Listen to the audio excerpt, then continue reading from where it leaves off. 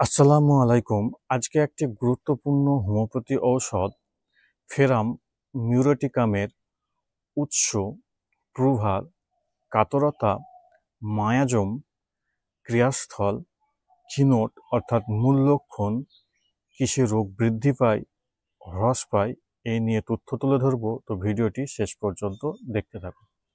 উৎস কি? খনিজ। প্রভারকে ডক্টর রেবাটিউ, ড্রামন্ড, মারি ইত্যাদি প্রুভ করেন। কাতরতা কি? গরম কাতর রোগী। মায়াজম, এখানে মায়াজম নেই। ক্রিয়াস্থল কি? কোথায় ভালো কাজ করে? রক্ত ও পরিপাক নালী।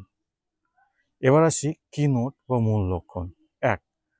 ডান কাঁধের সন্ধির বাতজ অবস্থায় এই ওষুধটি খুব ভালো কাজ করে। 2.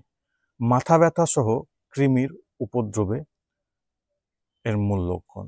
3. রক্তস্রাব প্রবণতা, রক্ত কালচে বর্ণের ও পুরু। 4. রক্তাল্পতা, আঘাতের পরিবর্তিত প্রদাহিক অবস্থায় এই ওষুধটিকে আমরা ব্যবহার করতে পারি। 5. ডান দিকে রোগাক্রমণ। এই ছিল এর কিনোট বা মূল লক্ষণ।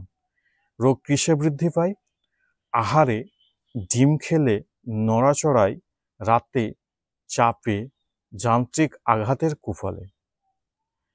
কিসে হ্রাস পায়? বিশ্রামে হ্রাস পায়। এই ছিল ভিডিওটি।